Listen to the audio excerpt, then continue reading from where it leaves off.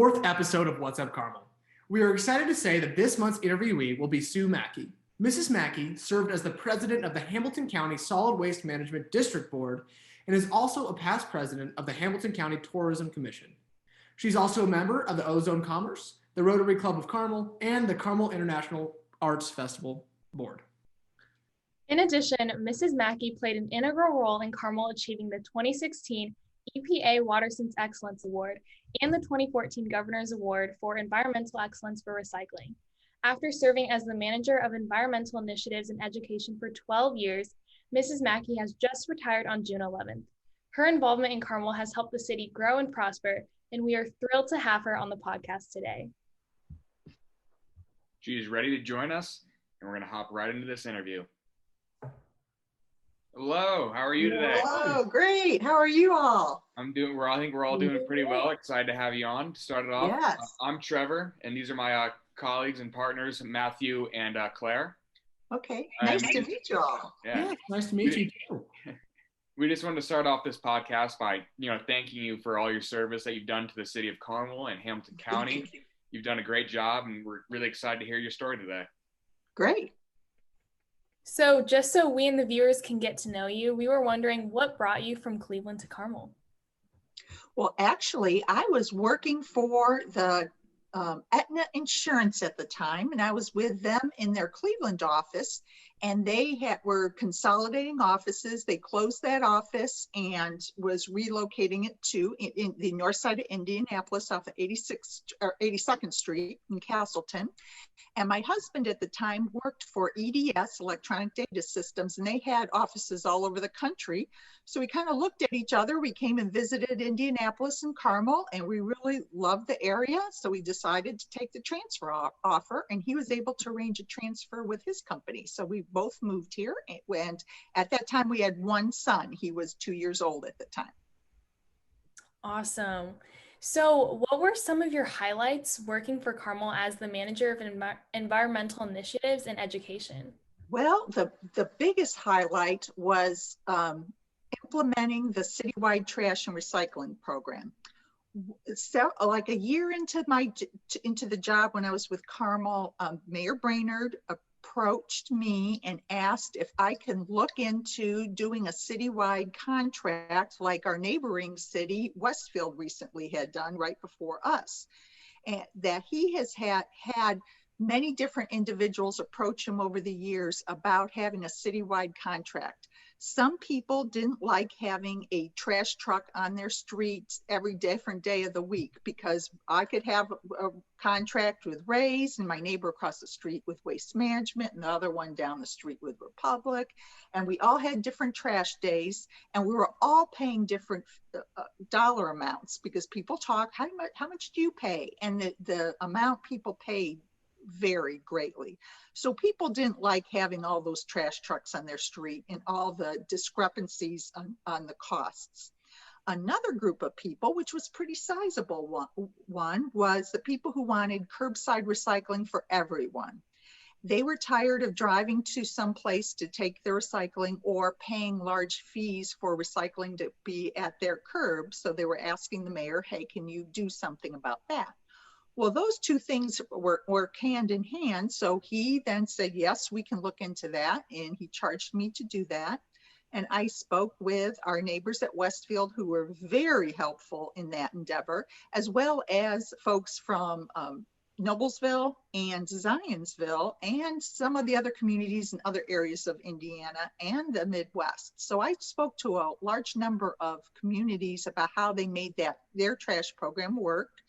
I took the best of all the things, took in all their recommendations, came up with bid specs. We worked with an attorney firm and our own city attorneys to draw up the bidding contracts, and we went out for bid, and the rest is history.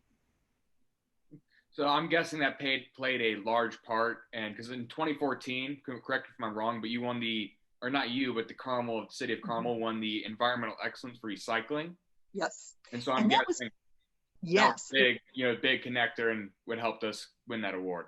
Yes. And it was not just the curbside program. What we did was take it a step further in that we approached Republic Services, who has a contract now and at that time, and said, hey, is it possible that we can offer the city program to our small businesses? And mostly we got requests for that, not necessarily for trash service, but the small businesses wanted to recycle. So we had that available to them, that if they wanted to pay that same monthly fee that people pay for trash and recycling, even if they just used it for trash, would they be interested and would they want to? And we had a large number that signed up. So they paid their, the same that all the homes paid, but they were only using it maybe for just recycling. And that increased the amount of recycling in the city as well. So it was both those things that got us to, enabled us to win that award. Awesome. So in addition to all the things you've done to help better the city, we found that you were involved in feeding the front lines. Could you give us an explanation of more of what that was and how it came about? And then here again, Mayor Brainerd's leadership, he was researching what other communities were doing across the country to help deal with the pandemic.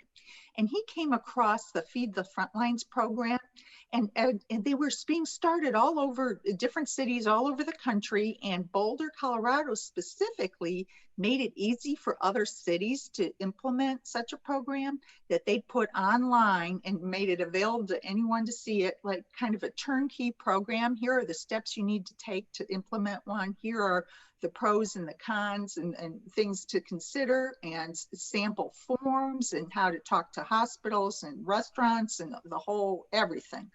So we took a look at that. It made sense to us.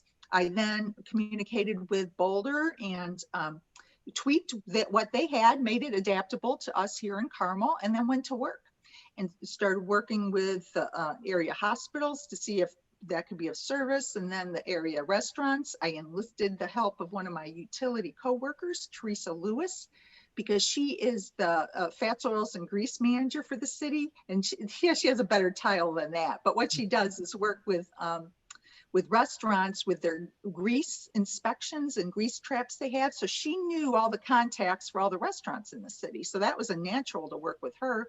So we together went out and talked to the restaurants and got the ones on board. Not everyone was interested in participating for a variety of reasons, but we got the ones who wanted to participate, and they had to be a locally owned independent restaurant, no national chains. So it was the local restaurants located in Carmel that we were able to sign up, and it was a great experience. It worked flawlessly, partly because everyone worked really hard to make it work well, and Boulder had a good program for us. So it was like a win-win. Oh, and I'm remiss if I don't mention the Rotary Club. They did a huge amount of work. They did all they were the fiscal agent of the program, which meant they were accepting all the donations. They were keeping all the accounting track of the accounting. They were paying the restaurants. They were paying all the bills, and all the financial. There was the most work, honestly, was done by the Rotary Club. And is this still like going on, or is it come to an end since COVID is near the end as well? It did come to an end. We did stop the program when things were lightened up, and there was $25,000 left in the Feed the Frontlines account fund. And as we promised the community, those funds were given back to the Carmel food pantries. So there are 4 food pantries located in Carmel. We divided up at $25 based on the size and the number of people each of those food pantries served. And based on the recommendations of the township trustee, and we wrote checks, and they were all thrilled to get, weren't expecting those donations, and then they got them and they were just thrilled. That's awesome. And then we also discovered, along with that, you did a lot and served as the president of the Hamilton County Solid Waste Management District Board. Yes. Can you tell us some more about your experiences within there? Sure. Well, what Solid Waste does is that it's a state statute taxing entity in the state, and some solid waste districts encompass several counties. Our solid waste district is just Hamilton County. So what they fund here, our Hamilton County Solid Waste District doesn't do trash services like some other districts in the state, but not all. Ours does not, but what we do is that we provide the household hazardous waste service for our residents. So with tires, chemicals, electronics, paint, anything that you have that you shouldn't be, that's difficult to dispose of or is illegal to dispose of in the normal waste stream, that you can take it there free of charge. And most things, we do now charge for TVs, but most things are free of charge, and you have an availability to take it there. They also have some recycling compactors there that for the community. So if you have excess recycling, and a lot of people have that for boxes these days, they're getting all these deliveries, and even when you break them down, you might not fit them in your curbside cart. So they have that there, so you can take your flattened boxes up there and get them recycled. So they do a great service to our community. And what the Solid Waste Board does is oversee that entity. There's a director, Leslie Talliard, and we basically supervise her, and she reports back to the Solid Waste Board. And I help, and I worked with Leslie quite a bit, helping her because she took over a longtime director, Jeff Rushforth. And Leslie was new. She used to be over the all the household hazardous waste, or the hazardous waste. They weren't households, hazardous waste centers for the National Guard in the state. So she's really smart and she really knows her stuff. But she was new, so I worked a lot with her in getting her acclimated and helped her with the county program. And a couple weeks ago, I saw like the Shred It pop-up shop at like Creekside Middle School. Like, Matt, do you know what I'm talking about? Oh, okay, yes. They have like like you can take your electronics and batteries and all that stuff there. Does the Hamilton County have something to do with that? Is they provide those little pop-up? Actually, that program, the one at Creekside that happens every April and every October, is a Crime Stoppers event. So Crime Stoppers of Central Indiana holds that event twice a year. They have 4 or 5 locations. It varies each year across the Central Indiana. And in Carmel, Carmel PD is the coordination with Crime Stoppers for here in Carmel, and it's held at Creekside Middle School. And the City of Carmel Utilities kind of piggybacks on that with our bulk item drop-off event. So at one time or one event, you can get rid of your excess prescription drugs, your electronics, get your items shredded. You can bulk item. If you have like a couch you don't use anymore and you can get it there, we will take it. So that is, that's a local event. It's not a county one. The county does have a shredding day I think once a quarter. They have a household hazardous waste. That's another service that they offer. I forgot about that they have shredding once a quarter for our residents there. In addition to all the other organizations and departments you've been a part of here in Carmel, are you still involved with the Carmel International Arts Festival? And if so, what can we expect in the future at the festival in September? Yes, I am. I was on the board. I'm now just a committee. I shouldn't say just a committee member. The committee members work hard too, but I'm a committee member and not a technical board member. But they work. We are really excited for this year because last year it didn't take place, and then this year everything's running smoothly. The artists are on board. They're excited to be back. We're lining up acts. It's going forward. It's going to be maybe not quite as big as before because unfortunately some places went out of business through the pandemic. So we don't have everyone returning with regards to the food vendors and the artists, but most are. So it's going to take place the 4th weekend of September, and it's going to be just as great as it always has been. Awesome. Now, are those local artists that are participating? Actually, they're from all over, mostly in the Midwest. There are a few local artists, but they're all juried, meaning that they have to be judged, so to speak, to get in. So they're very high quality artists at various price points. It's not just the high end art that no one can afford. We make sure there's a good spread of artists available, so there's something for everyone and types of art. And they are from all over the Midwest. Okay. And I have to ask, now that you're retired, what do you plan on doing in the future? Some of your involvements in Carmel and. Well, it doesn't really sounds like she's fully retired. Oh yeah, no. She's still doing a lot out there. But yeah, I am working, getting caught up with county council stuff. That job could be more than full time if you want it to be. So I have a lot of things that I'm working on, initiatives I'm helping with the county to push those forward. So I'm on a variety of committees for the county, and I serve as liaisons of a variety of different boards.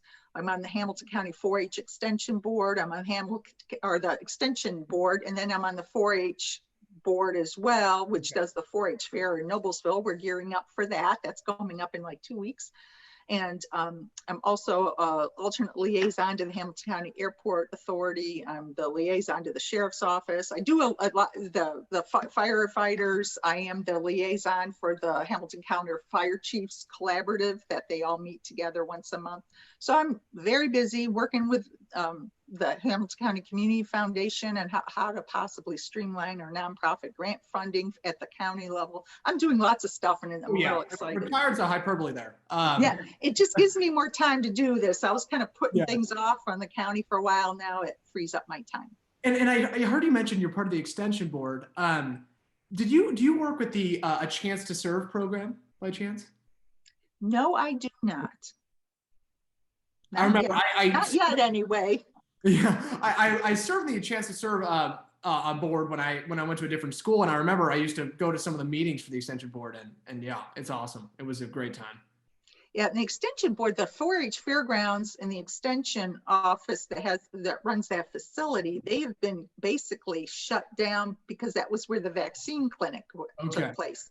That shut down. I think today's their last day, actually, of giving vaccines at that location. So now they're going to do pop-ups. So the Extension Board and office is thrilled to get their facility back because now they can use it for other things that people want, like the 4-H fair that's coming up. So it's been a crazy time to be in government, and but everyone's flexible and works together, and we got through it. Oh yeah, we're still getting through it. Yeah. So with all of your experience and involvement with the city of Carmel, what are some pieces of advice that you would pass on to the youth of Carmel?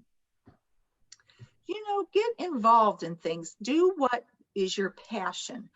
Sometimes you might get asked to do something that's not your passion. It's okay to say no to that because you give more things that you really, you do a better job for things you're really excited about. And so I would encourage you, be involved, make a difference in your community, do things, be active, but do it in areas that you enjoy because you will do a better job that way, and it'll be better for everyone in the long run. For sure. And then, so as we know, Mrs. Prater, she was our advisor, and she just assumed your role.